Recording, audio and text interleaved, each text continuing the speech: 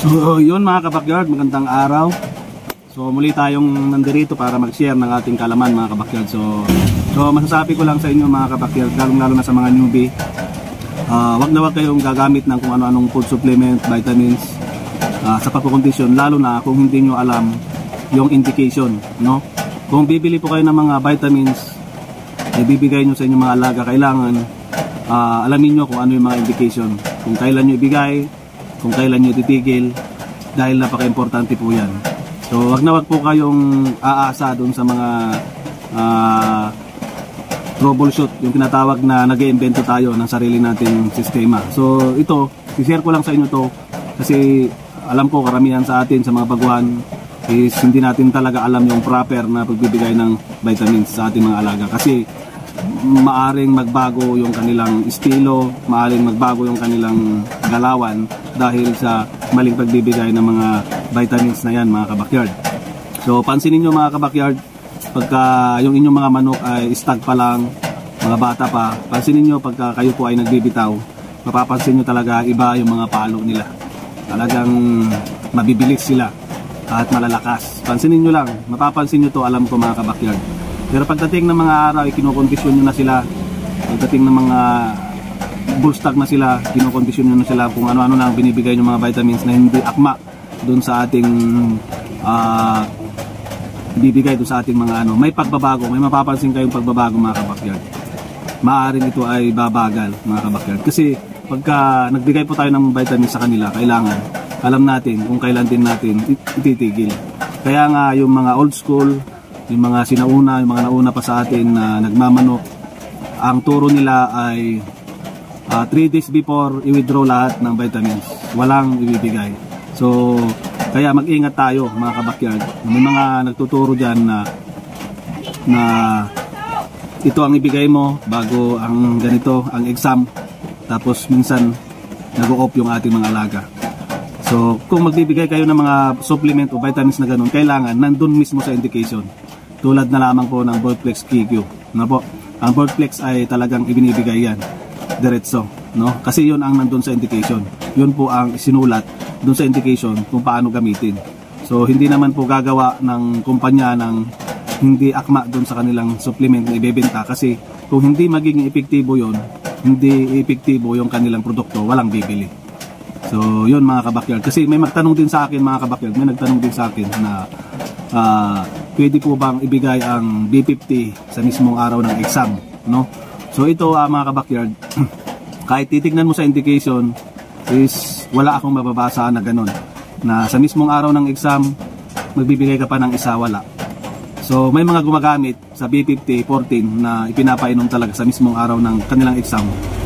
Ang nangyayari mga kabakyard, bumababa yung kanilang excitement, yung kanilang aggressiveness. Kasi alam nyo po ang B50 mga kabakyard, ito po ay multivitamins B complex mga kabakyard.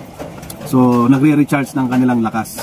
Para po yung kanin na pagka isinubo at nawala yung epekto ng ating sugar. Kasi ang kanin sugar mga kabakyard, pagka nawala po yung bisa ng sugar na kinain natin, magda-downfall po tayo, hihina tayo. At kung tayo ay busog, aantukin pa tayo mga kabakyard. So yun yung isa sa mga lesson na kailangan natin tingnan, na wag basta-basta magbigay ng vitamins o kahit ano pa kung hindi nakalagay mismo sa indication. So tuturuan ko kayo kung paano nyo makukuha yung indication na yan. So pag bumili po kayo ng mga vitamins sa mga poultry supply na katulad ko, pwede nyo po yung hingiin yung indication. Makikita nyo yun mga kabakyard sa likod ng box ng mismong vitamins, no? Bibigyan ko kayo ng sample, wait lang. So ito mga kabakyard, sample, so papakita ko sa inyo itong red gel forte. So pag bumili kayo, may nakalagay dito ang indication, ayan. So ito. So i-plot natin ulit sa wall para makita nyo. Yan yung indication na sinasabi ko. Basahin natin mga kabakyard, itong red gel forte. Sabi niya dito, for increased endurance and stamina and improved muscle coordination in, alam nyo na, yung exam, prevent fatigue during training. So kadalasan pag tayo po nagkukondisyon, siyempre pagod sa training yung ating mga alaga, so kailangan nila ng refresh. Parang tao, pag napagod tayo sa katatrabaho, lalo na kung construction yung trabaho natin, uminom tayo ng mga soft drinks o kahit anong mga energy soft drinks dyan, nare-repress tayo. Parang ganun po yun, itong sinasabi dito sa Red Gel Forte. So nandito, basahin nyo rin mga kabakyard your dosage and administration.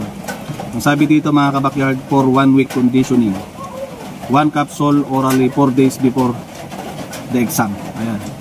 So i-plot natin dito para makita nyo, 4 days before ang exam.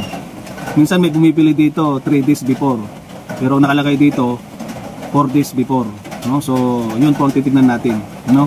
Kasi mas maganda kung yung huling 4 na araw o yung huling 3 araw ay natural na po yung kanilang lakas. So nanggaling na sa kanilang kinakain mga kabakyard, no?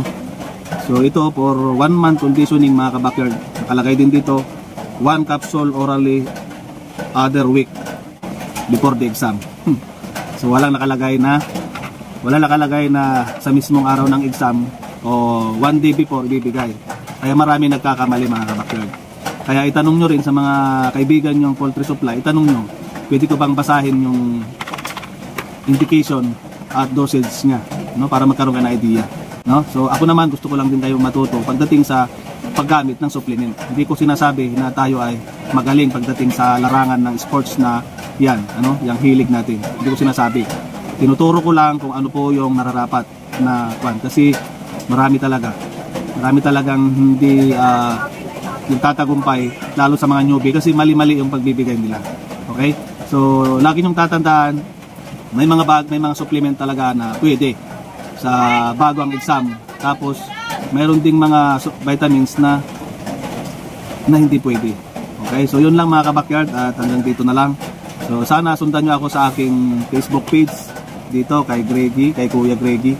So, dyan may mga papromo tayo sa mga followers natin at sa mga subscribers natin. So, hanggang dito lang, and I love it.